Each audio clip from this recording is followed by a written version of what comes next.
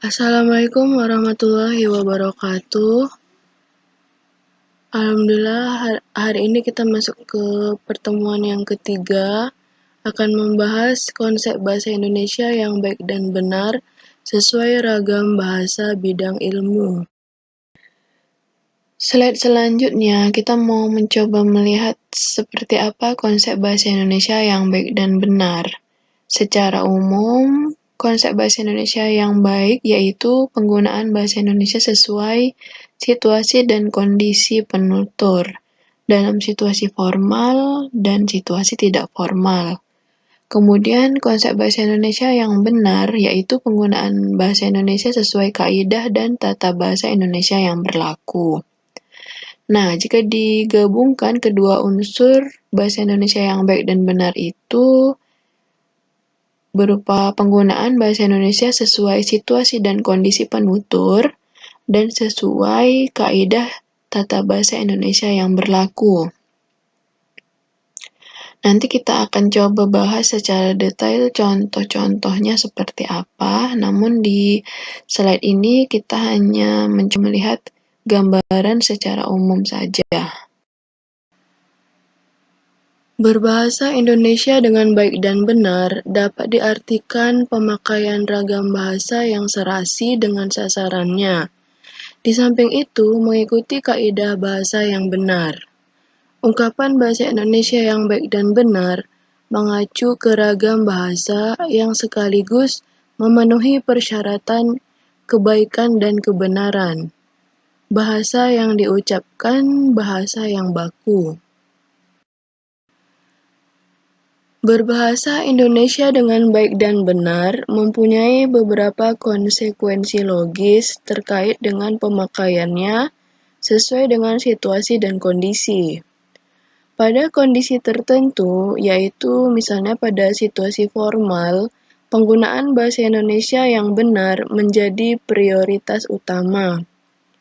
Penggunaan bahasa seperti ini sering menggunakan bahasa baku.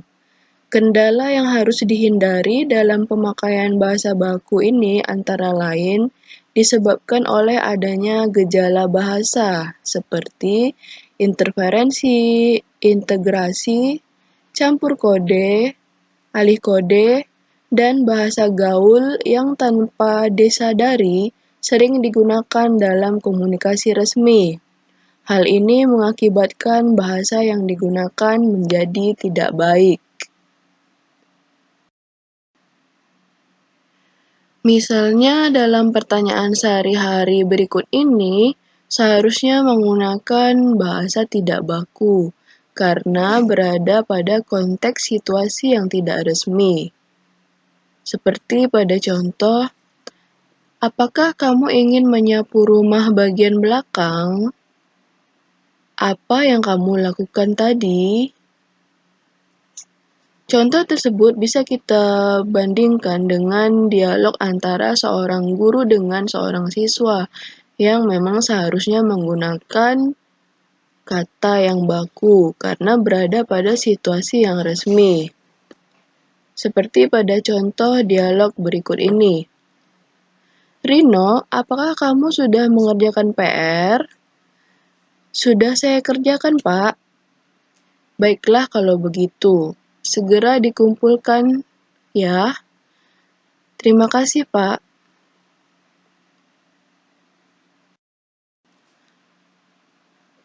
Contoh penggunaan bahasa yang sangat baku dan merupakan pemakaian bahasa secara baik dan benar dapat kita lihat pada beberapa kalimat dalam Undang-Undang Dasar 1945.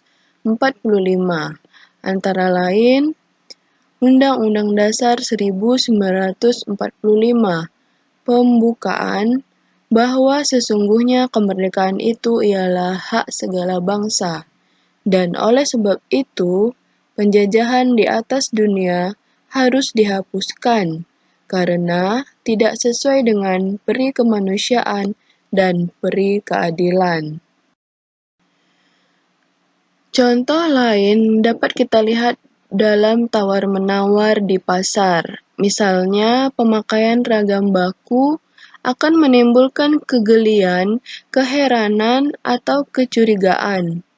Akan sangat ganjil bila dalam tawar-menawar dengan tukang sayur atau tukang becak, kita memakai bahasa baku, seperti contoh berikut ini. Berapakah ibu mau menjual toge ini? Apakah Bang Becak bersedia mengantar saya ke pasar Tanah Abang dan berapa ongkosnya? Contoh tersebut adalah contoh bahasa Indonesia yang baku dan benar, tetapi tidak baik dan tidak efektif karena tidak cocok dengan situasi pemakaian kalimat-kalimat itu. Untuk situasi seperti di atas, kalimatnya akan lebih tepat sebagai berikut. Berapa nih Bu togenya? Ke pasar Tanah Abang, Bang. Berapa ya ongkosnya, Bang?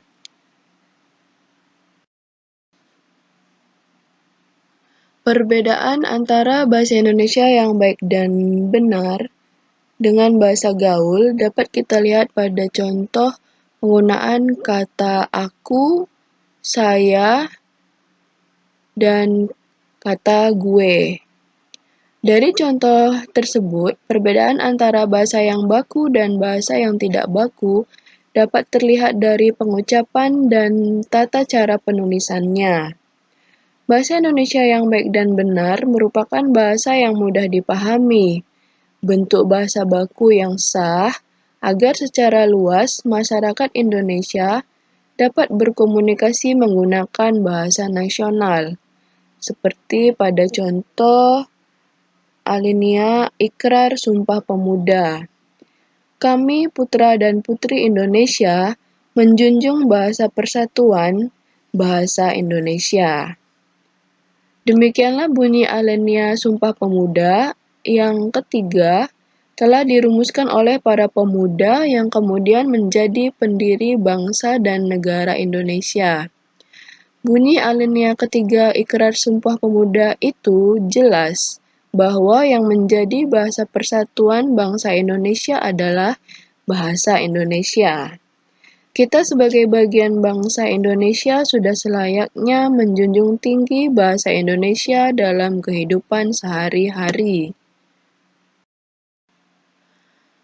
Paragraf di bawah ini merupakan cuplikan gaya bahasa yang dipakai sesuai dengan ejaan yang disempurnakan dan menggunakan bahasa baku atau bahasa ilmiah, bukan kata populer dan bersifat objektif dengan penyusunan kalimat yang cermat. Paradigma profesionalisme sekarang ini ada tidaknya nilai informatif dalam jaring komunikasi ternyata berbanding lurus dengan cakap tidaknya kita menulis.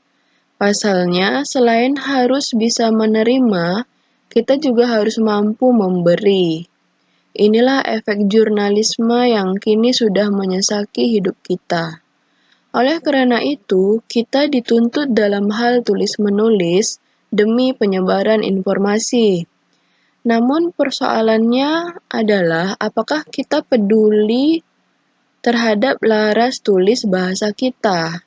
Sementara itu, yakinilah tabiat dan tutur kata seseorang menunjukkan asal-usulnya, atau dalam penegasan lain, bahasa yang kacau mencerminkan kekacauan pola pikir pemakainya.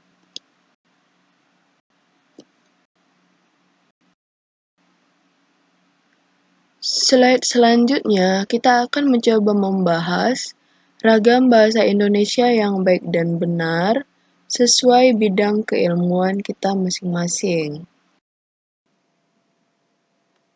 Ragam bahasa adalah variasi bahasa menurut pemakaian yang berbeda-beda menurut topik yang dibicarakan, menurut hubungan pembicara, kawan bicara, orang yang dibicarakan, serta menurut medium pembicara. Variasi bahasa ini digunakan sesuai keperluan, berdasarkan media, cara pandang penutur, dan berdasarkan topik pembicaraan. Ragam bahasa Indonesia berdasarkan media meliputi ragam bahasa lisan dan ragam bahasa tulis. Ragam bahasa Indonesia berdasarkan cara pandang penutur meliputi ragam dialek, ragam terpelajar, ragam resmi, ragam tidak resmi.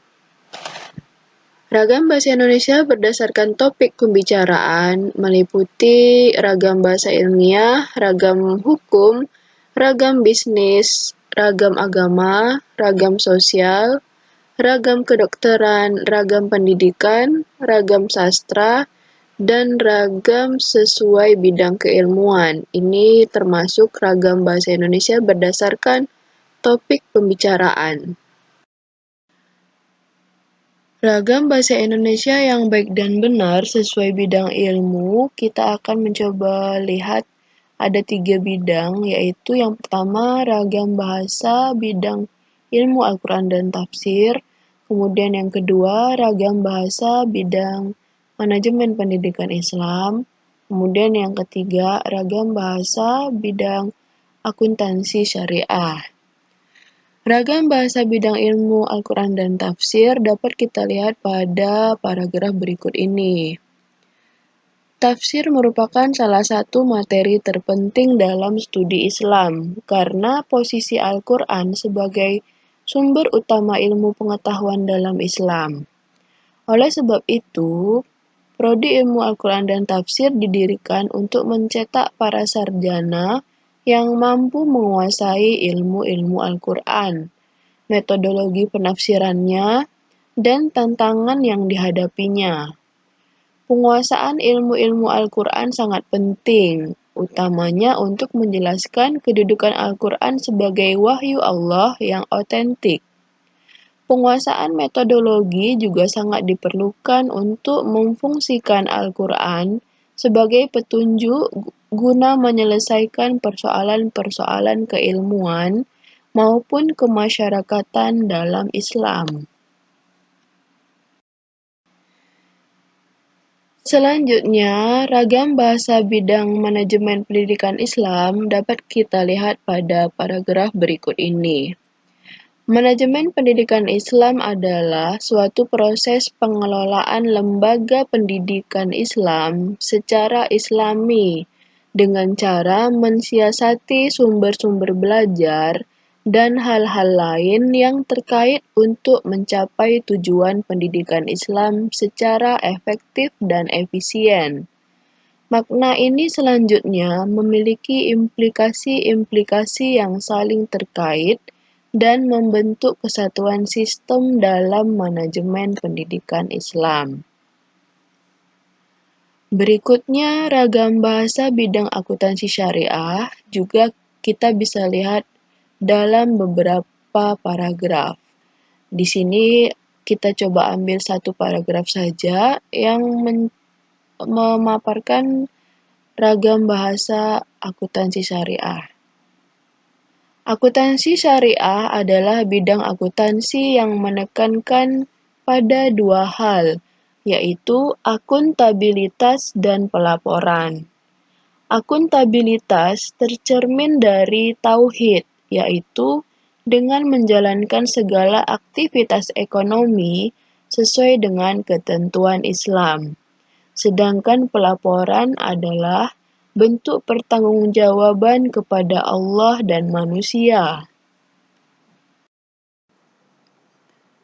Demikian pertemuan kita hari ini. Insya Allah kita sambung kembali pada pertemuan berikutnya. Lebih dan kurang Ibu mohon maaf, dan jika ada pertanyaan kita lanjutkan diskusi di grup WhatsApp mata kuliah kita masing-masing. Dan Ibu akhiri, Assalamualaikum warahmatullahi wabarakatuh.